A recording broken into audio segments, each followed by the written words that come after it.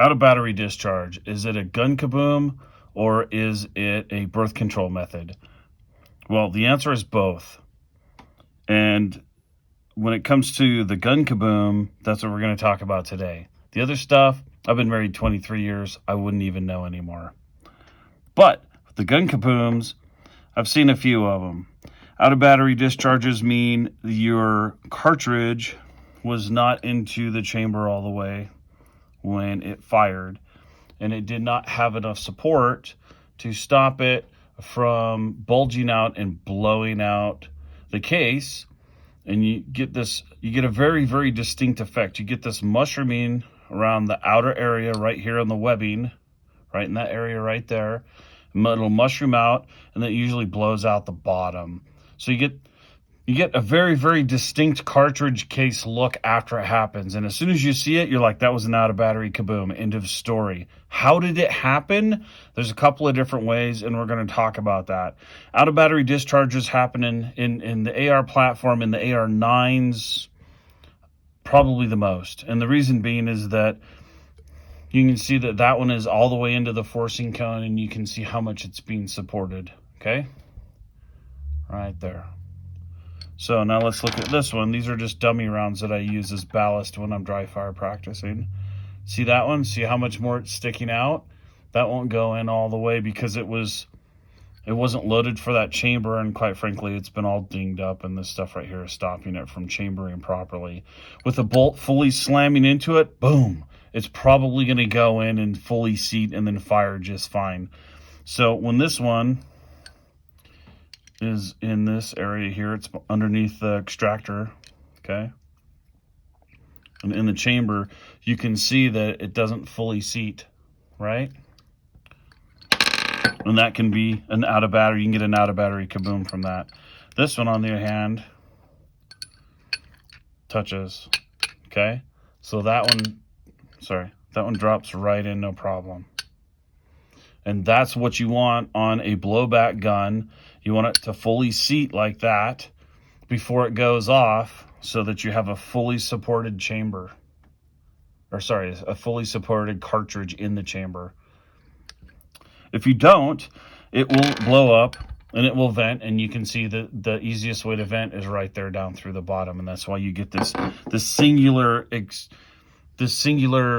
venting ramp out of the back of the cartridge. It'll start in the primer pocket area, and it'll kind of rip down through this, or it'll blow out right here in the webbing. I've seen both. It depends on the cartridge. On a 9mm, it's typically right here, and then it just kind of works its way back. On a rifle cartridge, you're going to get like a full ramp. It'll blow the whole area out typically because you have enough powder and enough strength to do that. The second and the most common way for an AR9 to out of battery discharge is to not have enough reciprocating mass. The reciprocating mass in the system is primarily the buffer and the bolt. Sometimes there's weights that you can add to it. This is just a spacer weight to go in between, but it's usually just the buffer and the bolt, and whatever weights in those two should be about 18 to 22 ounces in an AR9, more so for the other calibers. But if you don't have enough, it doesn't delay the opening of the system long enough. And as this opens up, it's still highly pressurized, and it blows that cartridge out right there. Boom. And you'll get a really big, huge mushroom ring around it with an explosion down this way. And it's definitely going to blow your mag out, and it's going to mess your gun up, and then you have to go back and respec it. With 9mm, it's not as bad because the powder charge is so little that it typically doesn't jack your gun up completely, but it can. I've seen them, they break a lot of the mag retainers. So your mag button on the side is really long, and it has a tendency to blast those out or split them off. And that's the biggest problem with that. Everything else usually survives. Sometimes your extractor claw goes flying. But that's the most common way that we see kabooms, out of battery discharge kabooms on the pistol calibers. So that's how that happens on an AR9 or a pistol type AR. Especially the blowbacks, they're really easy for that to happen with. On an AR-15, AR-10, 5.56, 300 blackout, etc., you get a little bit different action. So this is a 300 blackout barrel, clearly, and this is a standard 223 556 300 blackout bolt carrier group. And I haven't spec'd these out, and I haven't headspaced them because it really doesn't make a whole lot of difference. Hold on, I'm gonna grab a pencil really quick. Okay, so I grabbed a pencil because we're gonna do a little experiment, and I'm gonna mark some stuff off, and you'll see why here in a minute. Some people say that you can't have an out-of-battery discharge on an AR-15. That is completely wrong. You can, and there's a couple of different ways that happens, but ultimately what it really means is that you're not fully supporting the cartridge, once again, just like in the 9mm, and you get this blowout rupture right here on the bottom, right next to the webbing inside of the case. So I brought these out. This one's X'd out because it's a little bit larger in the back, and I use this one to test chamber sizes. I made this one at home, and I intentionally didn't resize it all the way. This one has been resized all the way, and you can see that there's this line right here. That line is where the case is starting to get thick enough back here that it won't move anymore. That's called the webbing. And you can see that there's a line all the way around it. This has been resized, and it was blown out. It was a really bad case, and that's why I used it to make a dummy round with. But when it resized, you can see that I had to compress the material all the way back here as far as possible. If it's not, like this one wasn't, it's a little bit oversized here. In the shooting community, we call that guppied. And guppied brass will stick into the chamber. It won't seat all the way.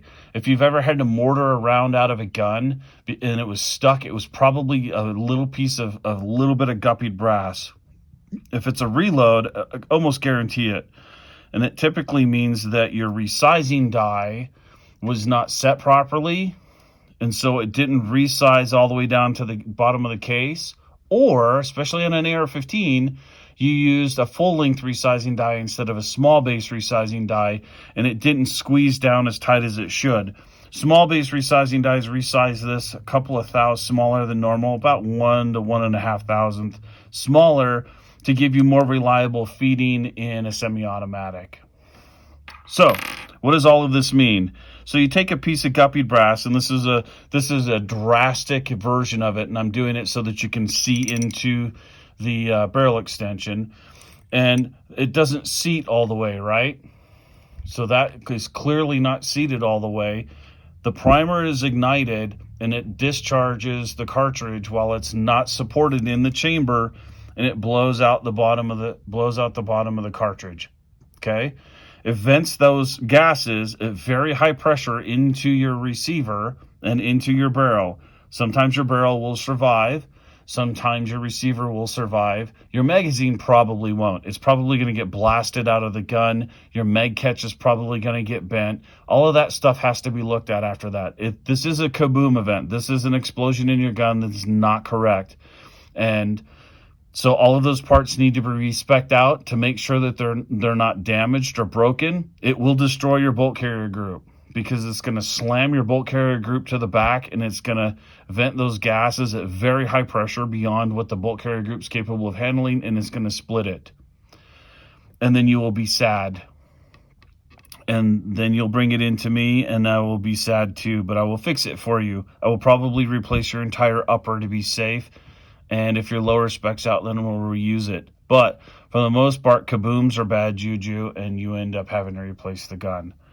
Sometimes, just depends. 5.56, pretty much. 300 blackout, it really depends on how much powder and how hot it was, blah, blah, blah. Anyway, so this is a 300 blackout barrel. That's a 300 blackout cartridge, and you can see how far that's going down in there, and it's fully seating.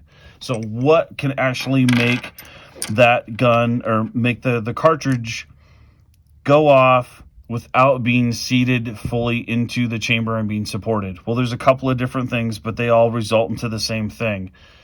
A sequence of events has occurred that has ignited the primer and then is igniting the powder before that bullet is fully chambered.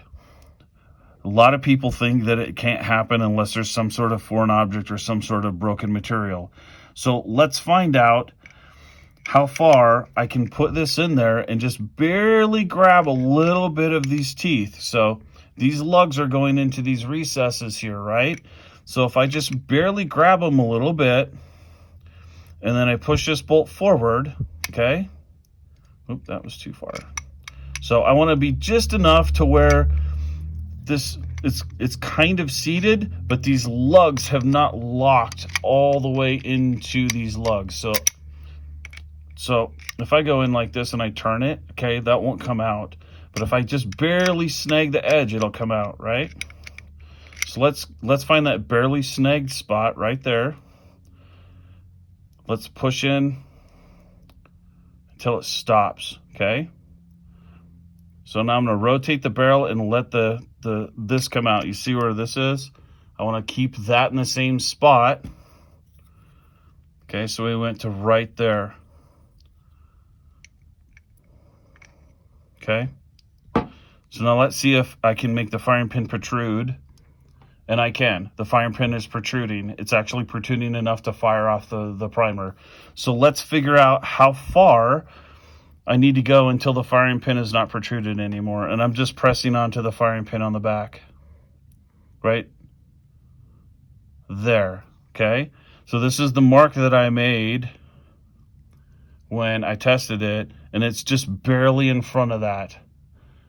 So I can just barely grab these lugs into the receiver extension, press this all into place, and have that firing pin protrude enough to let it go off. That will cause this to come back immediately because it's not fully locked into the chamber, and that's more than enough to cause an out-of-battery discharge before that cartridge is fully locked in place. So let's go back to the guppied brass. The guppied brass is pushing that cartridge out just a little bit more than it should be. This is allowing it to lock in just far enough for the firing pin to go forward and hit. Well, this needs to be all the way forward to lock in place, right? But we're talking about this, we're talking about this much amount of travel on that bolt. Is that enough to stop the firing pin from being hit? No, look how much firing pin is protruding from here. So if the firing pin is back like this, and this bolts forward a little bit, it still can protrude enough to be hit by the firing pin at an angle, so that firing pin can still come in and just hit that firing pin here before it hits the shoulder and stops it. That can be exacerbated, big word alert, exacerbated, if your firing pin retaining pin is bent. So if it's bent like this, okay, that'll allow your firing pin to come back even further and be hit at a much more egregious angle. Follow me? Other things that can make it, and you can discharge the gun that way. I've seen it happen before, and it's a kaboom, and it's horrible. Other things that can happen. You can get a piece of foreign object material in between your breech face and the primer as it's seating. Kaboom. You can get your firing pin stuck forward because of foreign material inside of the firing pin channel in the bolt. And as it's going forward, it's a slam fire at that point. It might as well be an Uzi, because Uzis are a slam fire. Okay? The other thing that I have seen happen, and this is the one that I've seen happen the most, is that during the Brady Law era, we made a whole bunch of weird parts so that they wouldn't be considered machine gun parts, right? And the one thing that we had was scalloped bolt carrier groups. See how this is scalloped out here? So your firing pin is exposed throughout that whole thing. And if your hammer can reach in and hit that firing pin in there, you can out-of-battery discharge a scalloped bolt carrier group. This was not originally scalloped. Somebody actually took this and demilled it into a Brady Law legal bolt carrier group and basically destroyed it and made everyone sad. This is an old Colt, and one of our customers brought it in, and we swapped it for an AR-15 bolt carrier group that we were using on the bench as a slave for the Magpul M-Bus, because the crappy one that we were using was 10 times better and way safer than this one was. And so now we use this one as a tool on the bench instead of having it in somebody's gun and that they can blow shit up with. So anyway, to review, you can out-of-battery discharge an AR-15 in any caliber that's possible. you can get this almost locked up to where it's grabbing and still get the firing pin to protrude enough to hit the firing pin. We just showed it. I just proved it. I just did it on this. This is a sample of one, like Chad likes to say, but it's doable.